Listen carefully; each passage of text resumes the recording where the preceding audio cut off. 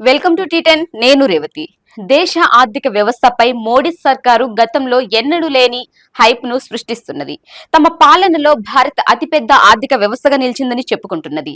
ఇదంతా తమ పాలనలో తీసుకున్న విధాన నిర్ణయాల కారణంగానేనని ప్రచారం చేసుకుంటున్నది. ఎన్నికల ప్రచార సభల్లో మోడీ నుంచి ఆ పార్టీ కీలక నాయకుల వరకు ఇదే మాటలు చెప్తున్నారు. టీవీ డిబేట్లలో, సోషల్ మీడియాలో తమ అనుబంధ ఖాతాల ద్వారా ఆర్థిక వ్యవస్థపై హైప్ ను బీజేపీ ఊదరగొడుతున్నది. అయితే పెట్టుబడిదారులలో మాత్రం ఈ వాదనపై నమ్మకం కుదరడం లేదని ఆర్థిక విశ్లేషకులు కొందరు చెబుతున్నారు. ప్రపంచ వేదికపై భారత్ బలమైన, ఆశాజనకమైన ఆర్థిక వ్యవస్థ అని మోడీ చేసిన వాదనలను వారు సృష్టించడం లేదని అంటున్నారు. వేగంగా అభివృద్ధి చెందుతున్న ప్రధాన ఆర్థిక వ్యవస్థగా భారతదేశ స్థానం, దానంతటా అదే నిరంతర పెట్టుబడులు, వేగవంతమైన వృద్ధిని సాధిస్తుందని కేంద్రం భావిస్తున్నది.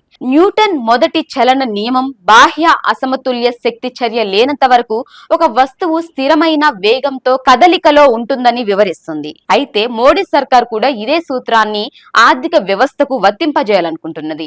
అయితే ప్రభుత్వ చర్య ద్వారా సమతుల్యం చేయబడకపోతే అనేక శక్తులు వృద్ధిని మందగించేలా చేస్తామని ఆర్థిక విశ్లేషకులు హెచ్చరిస్తున్నారు. కేంద్రంలోని మోడీ సర్కారు దేశ ఆర్థిక వ్యవస్థ గురించి అసలు వాస్తవాలను బయట పెట్టడం లేదని విశ్లేషకులు చెబుతున్నారు. కేవలం భ్రమల ప్రపంచాన్ని సృష్టించి పెట్టుబడులను ఆశించాలని చూస్తున్నదని వారు అంటున్నారు. కేంద్రం వ్యవహరిస్తున్న ఈ తీరుతోనే పెట్టుబడిదారులలో విశ్వాసం సన్నగిల్లుతున్నదని చెప్తున్నారు. మోడీ సర్కారు చేస్తున్న మాటలను వారు అంగీకరించడం లేదని అంటున్నారు.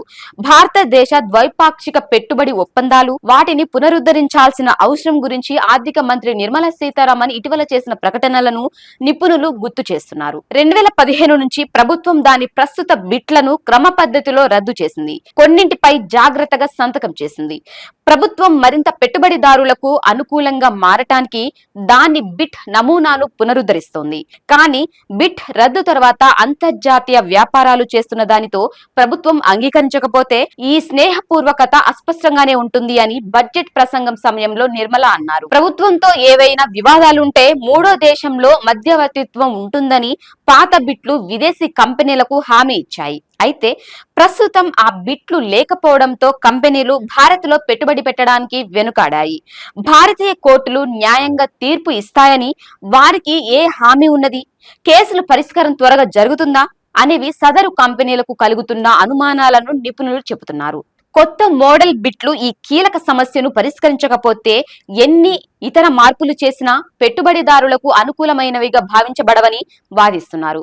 భారత్ లో న్యాయ సంస్కరణల వేగం, మూడో పక్ష మధ్యవర్తిత్వాన్ని పునరుద్ధరించడం వంటివి పెట్టుబడిదారుల విశ్వాసాన్ని పునరుద్ధరించడానికి ఏకైక మార్గమని ఆర్థిక విశ్లేషకులు చెబుతున్నారు. ప్రభుత్వం పూర్తిగా భ్రమలో ఉన్నట్టు కనిపించే మరొక విషయం భారత ఎగుమతుల పోటీతత్వం. భారత్ ప్రపంచంలోనే ప్రముఖ ఎగుమతి కేంద్రంగా ఉన్నదని కేంద్రం చెబుతున్నది. అయితే ప్రపంచ వస్తువుల ఎగుమతుల్లో మన వాటా 3% కంటే తక్కువగా ఉన్నది. అది కూడా తగ్గిపోతుండడం గమనార్హం. ఉత్పత్తుల వాణిజ్యంలో మనం ఆధిపత్యం చెలాయించాలనుకుంటే మనం చైనా వంటి దేశాలతో పోటీ పడవలసి ఉంటుందని నిపుణులు చెబుతున్నారు. ఇందుకు కావాల్సిన కార్మిక సంస్కరణల అవసరాన్ని కూడా వారు నొక్కి చెబుతున్నారు. ఇది ఇవాల్టి న్యూస్. చూస్తూనే ఉండండి టీ10.